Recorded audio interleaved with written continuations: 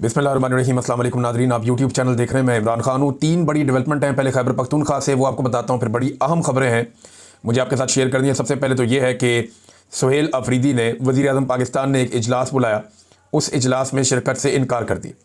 ये इजलास खैबर पख्तूनख्वा के हवाले से भी है, दहशतगर्दी के हवाले से और दीगर चीज़ों पर बात होनी थी। और इसमें जो सुहेल अफरीदी का मौक़िफ़ है पहले वो देख लेते हैं। उन्होंने कहा क्या, वो कहते हैं जी मैंने आज वफाकी हुकूमत की ज़राअत और अफ़गान महाजरीन, क्योंकि अफ़गान महाजरीन का मामला खैबर पख्तूनख्वा में ही है, ज़राअत और अफ़गान महाजरीन के हवाले से मीटिंग में ज़ाती तौर पर शिरकत से इसलिए मादरत की है क्योंकि खैबर पख्तूनख्वा की अवाम ने इमरान खान को वोट और मैंडेट दिया, और जब तक मैं इमरान खान साहब से मिलकर पॉलिसी गाइडलाइन नहीं ले लेता तो किसी ऐसी मीटिंग में शिरकत सूबे की अवाम के मैंडेट की तौहीन होगी। मैं उम्मीद करता हूँ कि वफाकी हुकूमत जल्द अज जल्द इस मसले को हल करेगी और मुतल्लिका अथॉरिटीज़ को डायरेक्शन जारी करेगी ताकि मेरी अपने लीडर और पख्तूनख्वा की अवाम के मैंडेट के अमीन और नुमाइंदा इमरान खान से रेगुलर मुलाकात का इंतज़ाम किया जाए। इस हवाले से हमारी कानूनी टीम इस्लामाबाद हाई कोर्ट समेत तमाम कानूनी फोरम्स पर भी जा रही है। अब बहुत सारे लोग जो हैं वो इसके ऊपर तनकीद करेंगे, उछलेंगे, कूदेंगे, तो मैं उन्हें याद दिला दूं कि जब PMLN इक़्तिदार में थी तो वो छोटी छोटी बातों पे मियां नवाज शरीफ साहब से मिलने बरतानिया चले जाते थे। टेलीफोन पे हिदायत नहीं लेते थे, बल्कि यहाँ से पूरी पूरी काबीना बरतानिया जाती थी, वहाँ लंदन में बैठ के मियां नवाज शरीफ साहब से मशवरा लेती थी और वापस आकर हुकूमत चलाती थी। वो दावा करते रहे हैं कि नवाज शरीफ ने आर्मी चीफ की तैनाती से लेकर बड़ी बड़ी तैनातियों के फैसले बरतानिया में बैठ कर किए हैं। उसके अलावा जब नवाज शरीफ साहब जेल में थे तो पार्टी के 30-30, 40-40 लोग और बाद औक़ात 100 के करीब लोग मियां नवाज शरीफ साहब को रोज़ाना मिलने के लिए जाते थे। सुबह से लेकर शाम तक मुलाकातों का तांता बंदा रहता था और मियां साहब अपनी पूरी पार्टी और निज़ाम जेल के अंदर से बैठकर चला रहे थे। तो जब मियां नवाज शरीफ जो कि एक सज़ा याफ्ता मुजरिम थे, उनसे ये लिए जा सकते हैं मशवरे, तो इमरान खान जिन्हें पाकिस्तान की अवाम ने मैंडेट दिया है 2/3 अक्सरियत से ज़्यादा, उनसे मशवरा क्यों नहीं किया जा सकता? क्योंकि मैंडेट तो इमरान खान का फैसला उसने करना है कि अफगान पॉलिसी क्या होनी चाहिए। उसने फैसला करना है कि दहशतगर्दी के खिलाफ लड़ाई में क्या होना चाहिए, तो मैंडेट उसका है ना। तो सुहेल अफरीदी ने कहा जी इमरान खान से मिलवाएं, वहाँ से मैं रहनुमाई लूँगा और फिर मैं आकर आपके सामने बैठूंगा। एक तो उन्होंने इनकार कर दिया। दूसरा, शहबाज शरीफ ने अभी तक जवाब ही नहीं दिया। उन्होंने कहा मैं पूछ के बताता हूँ इमरान खान साहब से मुलाकात के बारे में, तो अभी तक शहबाज शरीफ साहब पूछ के वापस बता ही नहीं सके। एक और मुलाकात के लिए भी कोशिश की सुहेल अफरीदी ने कि चीफ जस्टिस से मुलाकात हो जाए, याया अफरीदी से। अब ये एक कबीले के लोग हैं, सुहेल अफरीदी और याया अफरीदी। तो सुहेल अफरीदी ने कहा कि याया अफरीदी से मिलकर कोशिश करते हैं। रब्ता किया इन्होंने एडवोकेट जनरल खैबर पख्तूनख्वा का चीफ जस्टिस याया खान से रब्ता। इमरान खान से वज़ीर आला खैबर पख्तूनख्वा सुहेल अफरीदी की मुलाकात के लिए चीफ जस्टिस ऑफिस को ख़त लिखा गया है, जिसके बाद आज मुलाकात के लिए रब्ता किया गया। चीफ जस्टिस के स्टाफ ने बताया कि चीफ जस्टिस मसरूफ़ हैं, पूछ कर बताते हैं। ये पूछ कर बताए हुए दोहराने वगैरह करते रहते हैं वो, लेकिन पूछ कर बताते हैं। एडवोकेट जनरल खैबर पख्तूनख्वा पूछ कर बताने के मुंतज़िर हैं। ये सारी पूछ के बता रहे हैं। जहाँ से ये पूछते हैं वो सारे ही जानते हैं कि कहाँ से बेचारे ये पूछ के आते हैं। इन्हें इजाज़त मिलती है, कभी नहीं मिलती। तो ये पूरा मुल्क ही ऐसे चल रहा है कि जनाब उनसे पूछते हैं और फिर बताते हैं कि मुल्क कैसे चलाना है। हर बंदा उन्हीं की तरफ देख रहा है, एस्टेब्लिशमेंट की जानिब, कि वो क्या इशारा करते हैं या क्या बात बताते हैं। बहरहाल याया अफरीदी साहब से भी अब वो मिलना चाहते हैं। हाई कोर्ट के अंदर उन्होंने एक रिट भी दायर कर दी है इस्लामाबाद हाई कोर्ट में कि मेरी मुलाकात का बंदोबस्त किया जाए और तवातर के साथ मुलाकात करवाई जाए। जबकि जो नई काबीना की तश्कील है उसको रोक दिया गया है कि तब तक नई काबीना तश्कील नहीं दी जाएगी जब तक कि इमरान खान साहब की सुहेल अफरीदी से मुलाकात नहीं करवा दी जाती।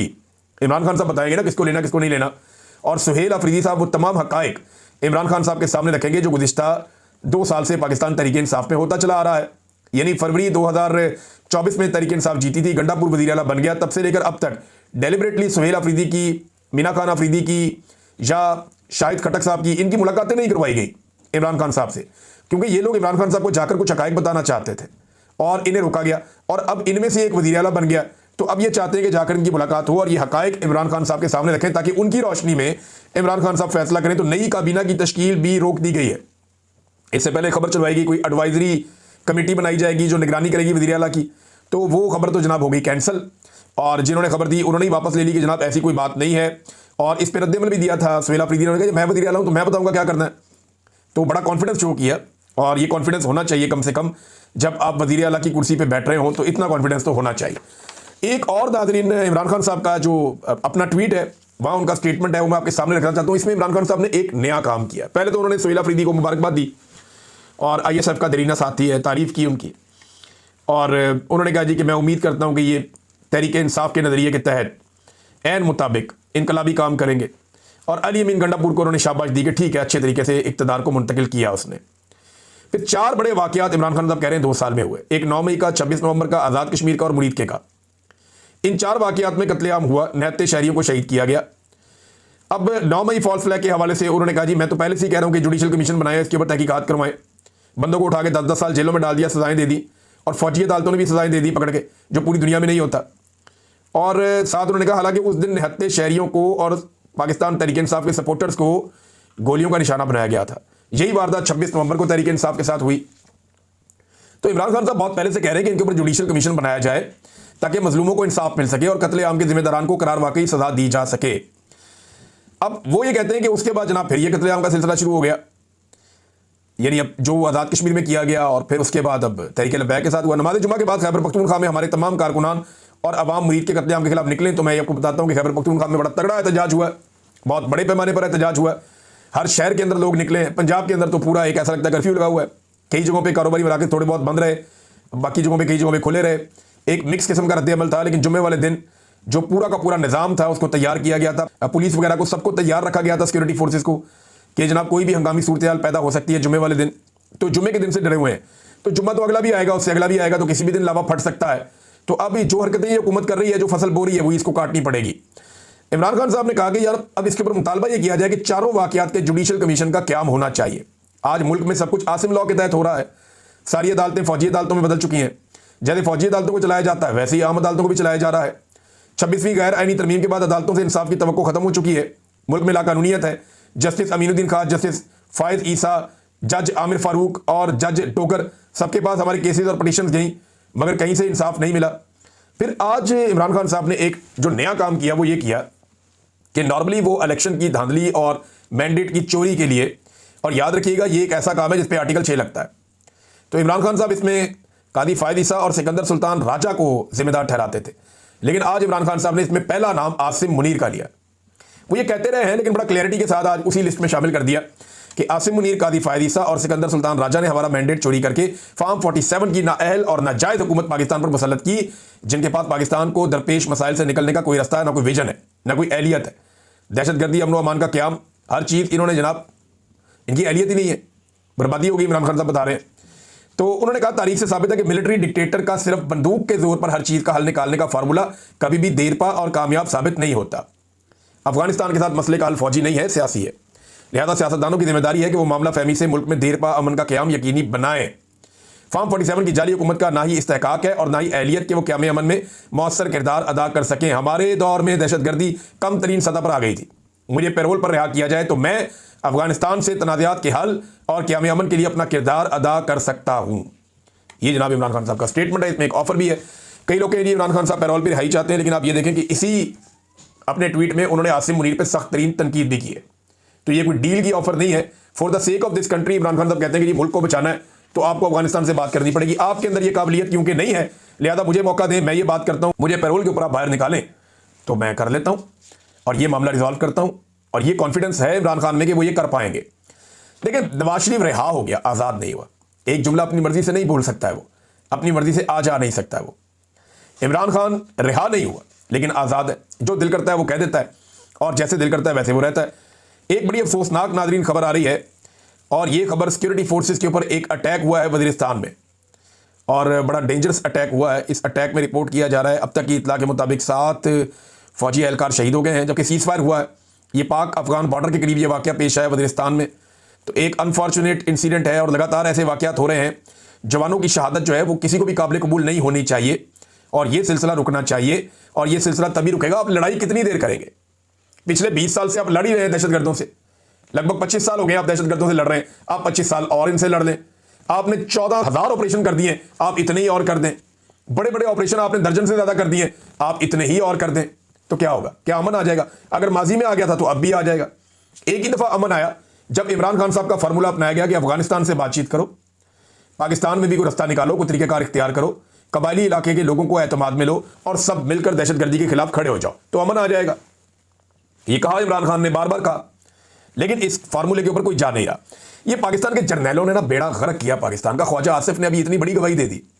ख्वाजा आसिफ ने कहा कि जनरल फैद हमीद जो है इसने तहरीक तालिबान पाकिस्तान के सरबराह नूर वली महसूद को, अब ये आदमी पाकिस्तानियों का कत्लेआम करता है। आज पाकिस्तान का एक मतलूब आदमी है, इसके चक्कर में आप ड्रोन लिए फिरते हैं, कभी अफगानिस्तान में, कभी जेट तैयारे।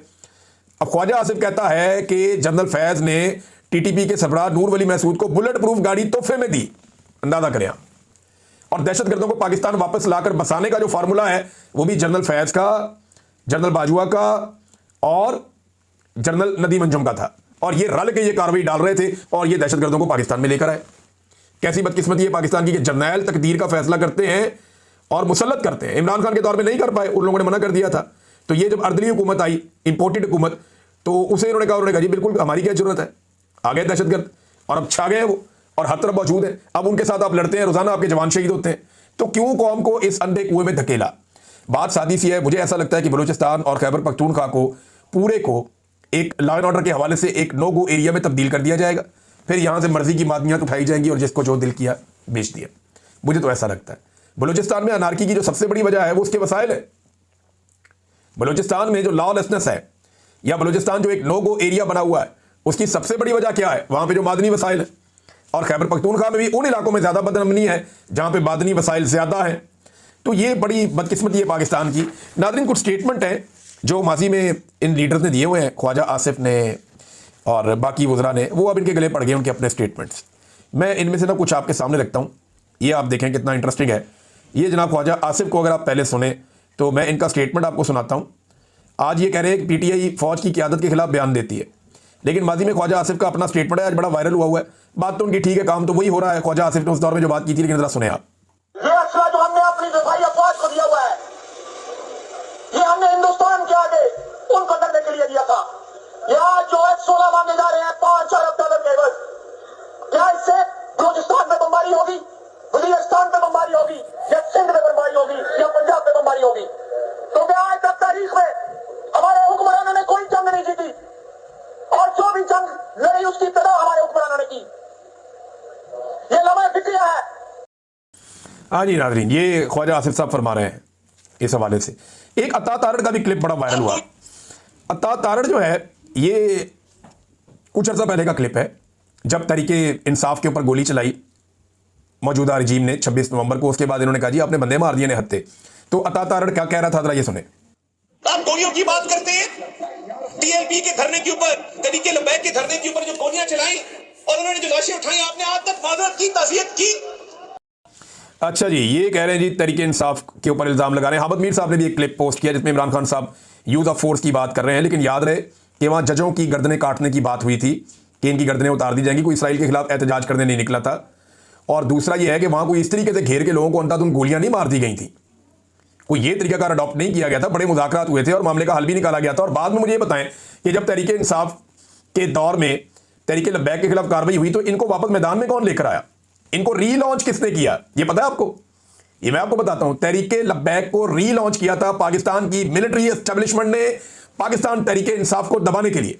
और इनके सोशल मीडिया पे दबाव डाला जाता था कि आप इमरान खान को गालियां दें और इमरान खान की मुखालफत करें। और आज वही पाकिस्तान तहरीके इंसाफ अकेली तनहा खड़ी है तहरीके लब्बैक के साथ जो जुल्म और बर्बरियत हुई उसके खिलाफ। मुझे तहरीके लब्बैक से कोई हमदर्दी नहीं है, मुझे हमदर्दी है वो बेचारे निहत्ते मासूम लोग यार, उनको गोलियों से बूंद दिया पकड़ के। वो कोई अपने घर का वाहिद कफील है। भैया आपने जो करना है कानून के दायरे में रहकर करें। इस तरह अगर आप तरीके लब्बैक, बहुत सारे लिबरल कह रहे हैं तरीके लब्बैक देना ठीक हो गया, भाई ये ठीक हुआ है तो फिर बलोचों के साथ भी ठीक हो रहा है, फिर कबायलियों के साथ भी ठीक हो रहा है, फिर जो जिसको रियासत मार रही है ठीक कर रही है, कश्मीरियों के साथ भी ठीक कर रही है, फिर पीटीआई के साथ भी ठीक कर रही है, कल किसी और को मारेगी वो भी ठीक करेगी। फिर तो आप सबको ही जायज करार देते। भाई जो करना है कानून और आइन के मुताबिक आप करेंगे तभी वो ठीक होगा। मावराए अदालत आप किसी का कत्ल नहीं कर सकते, इसकी गुंजाइश नहीं होनी चाहिए। पंजाब में तहरीके लब्बैक पर पाबंदी काबीना से मंजूरी दे दी गई और वफाक को भिजवा दिया गया कि इनके ऊपर पाबंदी लगा दी जाए। 5000 से ज्यादा गिरफ्तारियां अब तक हो चुकी हैं और 40 मसाजिद औकाफ के हवाले कर दी गई हैं। वो अपील में जा सकते हैं तहरीके लब्बैक के लोग कि जनाब हमारी अपील है कि हमारी मसाजिद जो हैं वो वापस दी जाएं और जो हम पर पाबंदी लगाई जा रही है ये ख़त्म की जाए। लापता हुई है क़यादत तहरीके लब्बैक की, अभी तक कोई पटिशन नहीं आई, ना फैमिली की जानिब से ना पार्टी की जानिब से। कोई पता नहीं कि तहरीके लब्बैक की क़यादत कहाँ है। कभी इम्कान ये है कि वो एजेंसियों की हिरासत में है, जो कभी इम्कान है। नाज़रीन, तहरीके लब्बैक ने अपनी लाशों के हुसूल के लिए कि जनाब उनका तदफीन करनी है, लाहौर हाई कोर्ट का दरवाज़ा खटखटाया। तो लाहौर हाई कोर्ट से ये मैं शाकिर रवान साहब की खबर पढ़ रहा था, वो लिखते हैं कि उन्हें 6 दिन बाद की तारीख दे दी गई। मैं और कुछ नहीं कहना चाहता, सिर्फ जो जज है ना उसको एक बात कहना चाहता हूँ कि जज साहब आप मर जाएं या आपका कोई प्यारा मर जाए, आपके घर से कोई मर जाए, अल्लाह करे सारे सलामत रहें, लेकिन फ़र्ज़ करें मर जाए, आपको जो बहुत प्यारा लगता है आप मर जाए, आपकी बीवी मर जाए, आपका कोई बच्चा मर जाए, या आपका कोई बड़ा मर जाए तो आप 10 दिन तक उसकी लाश रखेंगे दफनाने के लिए? वो 10 दिन बाद आप करेंगे कि 10 दिन बाद इसकी लाश दफना देते हैं? वो 4 दिन पहले हो गए हैं, 6 दिन आपने मजीद दे दिए तारीख के। और भैया आपको तो चाहिए था कि आप उसी वक्त कहते कि भाई लाशें नहीं दे रहे, अभी आओ फौरन सारे पहुंचो यहाँ पे, इनकी लाशें इनको वापस करो ताकि ये दफनाएं। आज जवाब मांगना चाहिए था जज साहब आपको। अब फर्ज करें आप फौत हो जाते हैं और आपके मरने के बाद आपकी औलाद कहती है हम अपने बाप को 10 दिन के बाद दफनाएंगे, तो फिर कोई अल्लाह से डरे यार, कोई निज़ाम कुदरत से डरे आप। और ये चीजें वापस आ जाती होती हैं, मैंने अपनी जिंदगी में देखी हैं कि ये अजाब बन के चीजें वापस आ जाती हैं आपके ऊपर और आपके खानदान के ऊपर। मैंने बेशुमार लोगों को तड़पते और तरसते हुए और परेशान होते हुए देखा है। इसका जवाब आपको देना पड़ता है। हद हो गई है ना इंसाफी की। वो आए जनाब लाशें दे दें और ये 6 दिन बाद आना, फिर कल करांगे। ये जनाब एक तारीख मिल गई है, ये खबर मैंने पढ़ी, शाकिर अवान साहब ने रिपोर्ट की है ट्विटर पे, वहां से मैंने देखी, मुझे बड़ी तकलीफ हुई। तहरीक लब्बैक के चक्कर में नाज़रीन पाकिस्तान तहरीक इंसाफ के बंदे भी उठाना शुरू कर दिए हैं और वो भी नजर आ रहा है। विहाड़ी से मुजम्मल हुसैन साहब को उठा लिया गया और भी कुछ जगह से रिपोर्ट हो रहा है। और कश्मीर के मामलों को रिपोर्ट करने वाले सहाफ़ियों के अकाउंट्स अब बंद किए जा रहे हैं। आप अंदाज़ा करें ये पाकिस्तान में इस वक्त रूल ऑफ लॉ है, यानी जो लोग कश्मीर के मामलों को रिपोर्ट करते हैं सहाफ़ी, उनके नाज़रीन अकाउंट्स बंद किए जा रहे हैं कि उनका काम पसंद नहीं है। ख्वाजा काशिफ मीर के तमाम बैंक अकाउंट्स फ्रीज और बैरूनी सफ़र पर पाबंदी लगा दी गई है, यानी आप अंदाज़ा करें। और दीगर कुछ और सहाफ़ियों के साथ भी यही हरकत की जा रही है। तो आज़ाद कश्मीर में इंसाफ देना तो